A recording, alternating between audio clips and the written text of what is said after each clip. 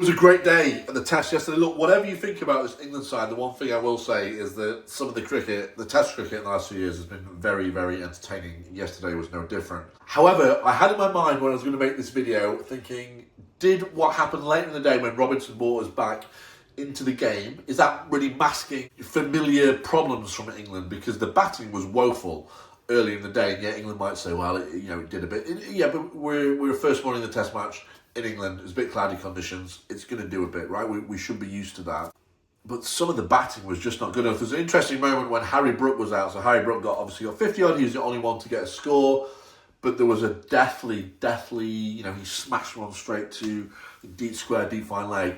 There was like this deathly silence where the ground are thinking, these guys have learned absolutely nothing from the winter, and whether it comes from preparation, they were completely undercooked, or some of the actual batting, it was just a shambles. And it seems what happened later in the day, in the eyes of some, might have got England out of jail a little bit. But let's run it through it quickly. Emilio Gay got a nice juicy full toss off Jameson. I think that was the first ball, the second over. And he put it away. He must have thought, this is great, right? This is welcome to Test cricket. This is just a great start. He did hit one lovely straight drive after that. And he did seem to get his feet moving well. And then he nicked off. He got a good one. But what I would say about him, he was close to his body. He was tight. He wasn't pushing at it. He just got one that seemed and went away, which when you open the batting in England or anywhere, in fact, can happen. And you contrast that with Jacob Bethel, who was not playing when he was out, was not playing tight and close to himself. His hands were miles away from him. He was going so hard at it. It was a nice, juicy, full toss. There should have been, he's at least got bat on it, if not got some runs. And his hands, everything going hard hands, way away from his body. And look, what do you expect? He's been in India. He's not really been playing. They'll have been practicing for 2020, so you're range hitting. You're hitting the ball way in front of itself on probably flat subcontinent wickets. You're hitting the ball up on the ball at top of its bounce. You're looking to hit it up in the air. You're going with hard hands and just hitting through the line.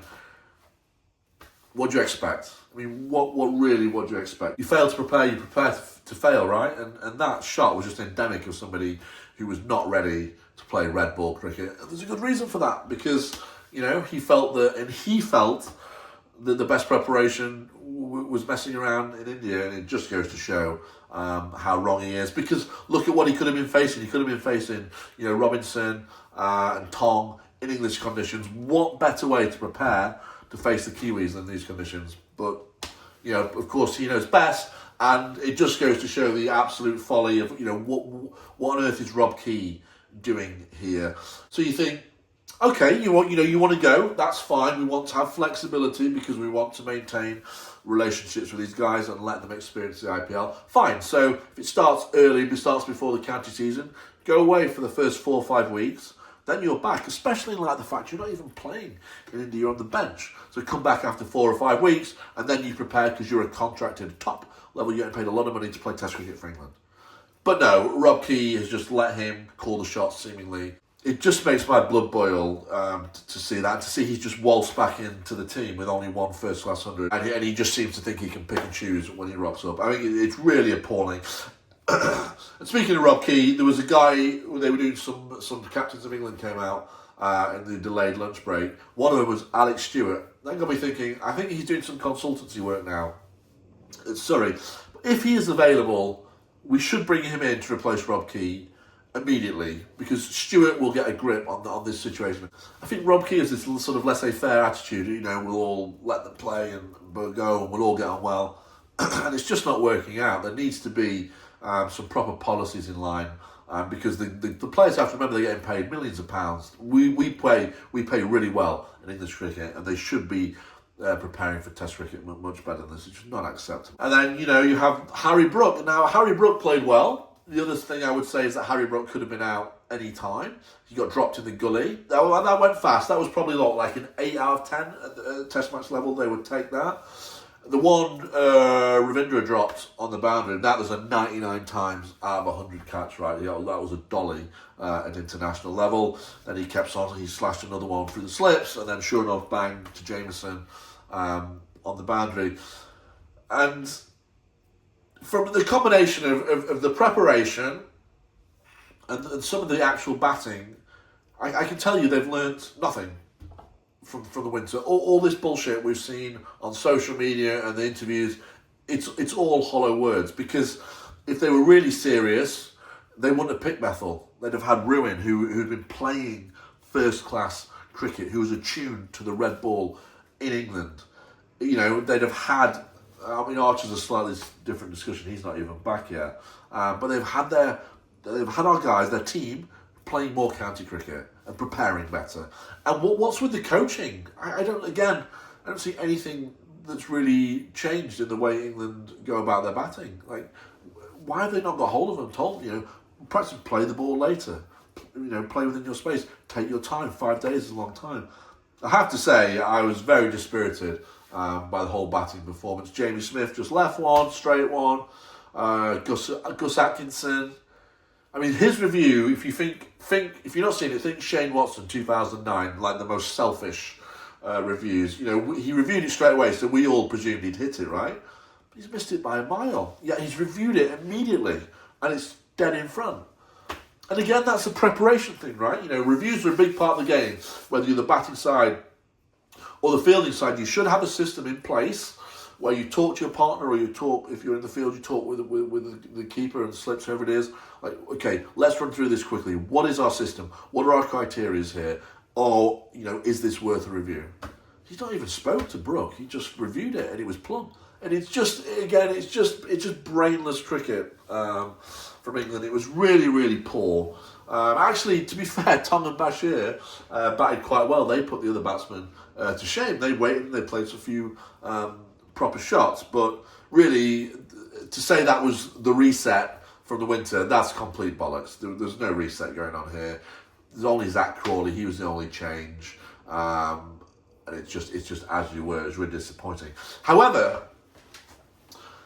I don't want to, look, if England have done something right, they have to get some credit. Bringing back Robinson, they have to get some credit for that. He gets his wickets at 22 already, and it'll be a bit less now. And look, he bowled really well. He was obviously very, very fired up.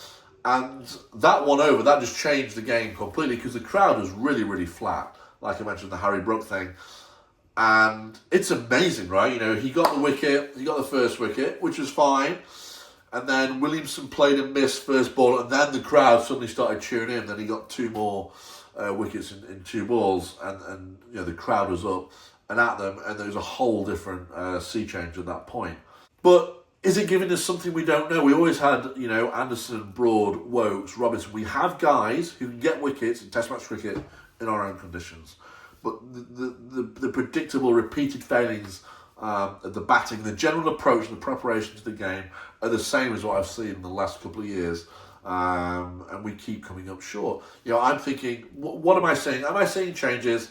And am I seeing what I need to see in order to believe that we can beat Australia next summer? And both of those are a no. I'm not seeing any particular sea change. They've rocked up. They've told the guys to just go and play your way. We'll see what happens. And this won't work against Australia. It won't work, especially if they get their bowling attack for one last. They get their bowling attack together for one last go in England. It just won't work. We'll be out of the game. New Zealand were just patient yesterday. The thing is, teams now know they will get chances, especially when Brooke could have been out at any time. And they kept their field where they wanted it, and then bang, he picks out Jameson, and there you go. But look, word on New Zealand, their bowling attack is fantastic. They've recently lost Bolt, Southey, and Wagner. I know it's you get this in a lot of life. It's amazing what they do for 4 or 5 million people, but it really is amazing. They have 4 top seamers again. O'Rourke looks really, really good. I think he's going to be a goodie. First time I've seen Jameson. He is massive. He makes Kieran Reid look like a scrum half. I could not believe. I knew he was a big guy. I could not believe quite how he must be 6'7", 6'8", something like that. But he's always going to be dangerous in those sort of conditions. You had Smuth, you got the new Smuth, as the Kiwis would say. He looked pretty good. And Matt Henry is a quality performer as well. And then, I guess it unraveled with them for the bat. But look, as we're speaking, it's early morning, second day in London. It's a bit cloudy again, actually. It's quite a good morning. It's quite a good morning to bowl on. But look, eyes on the prize for England. Am I seeing changes? Am I seeing what I need to see for next summer? At this moment, no, I'm not. Do I want England to win? Of course I do. I guess the groundsmen at Lords will be sweating a bit as well, because the bean counters won't be liking the fact that the game is so far progressed, despite the fact we lost about 30, 40 overs to the weather yesterday. Unfortunately for me, I've got to do some actual fucking real life work today, which is annoying. So I'll probably go tomorrow. Although, as I'm getting older, I had sort of 3 small glasses in a very leisurely pace of rosé in the afternoon, and then 2 pints with my dad last night. I felt shocking this morning. I just felt like I couldn't be asked to do anything, like I'd lost the will to live. It's amazing, isn't it, right? Like 20 years ago, that would have just been a slight little warm-up to a larger session, but goodness me, getting old or getting older sucks. It's terrible. But look, I'm going to try and get in there over the weekend. Fingers crossed. I hope the game goes at least 3 days. It would be a real shame if it doesn't. Let me know what you think of the first day. Or England back? Have they reset? Do you agree with me? Think I may have been a little bit harsh, despite the fact we're probably slightly ahead in the game? Let me know in the comments, and I'll speak to you in the next one.